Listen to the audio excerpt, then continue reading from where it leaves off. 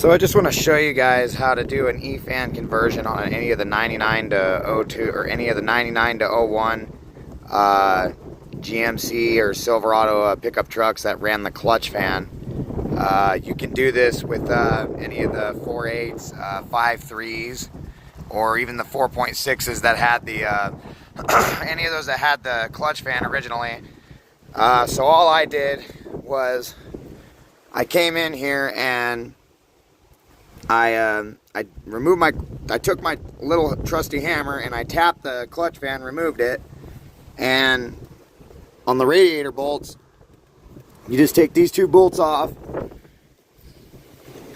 and then normally you'd have a clutch fan in here, but I took mine off. So what I did was I took the push pins off. You'll have two of them. You'll have one on this side and then you'll have one on this side, and then you'll take them off on each side, and then you'll take these bolts right here that hold the fans are normally where the clutch fan would go. So you take those off and then you remove those push pins and you pull that out, and then the clutch fan would come out, and then you would literally it's literally on the old radiator, if you're running a 28-inch core, you would have to get a 34-inch core radiator, which would set the bolts. Originally, the bolts for the radiator went right here, actually. I take that back.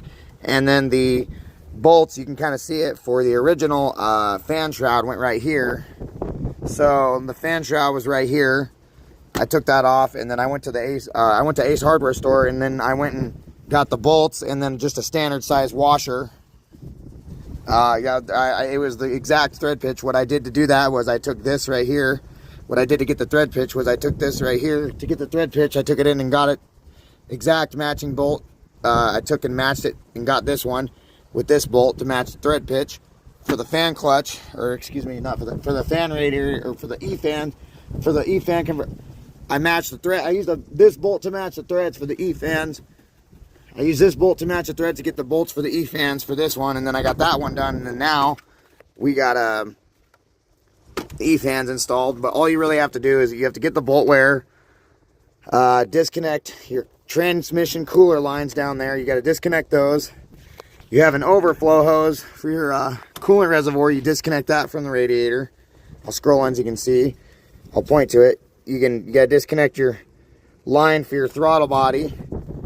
And then your bottom transmission cooler line, I think it's your return line down there. You just disconnect that. Your bottom hose. But of course, if you have the stock air box, or like me with a colder intake, you'll take all that off.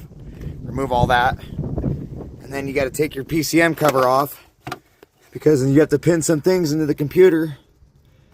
You'll have a red, in my case, if you go on eBay, which I'll provide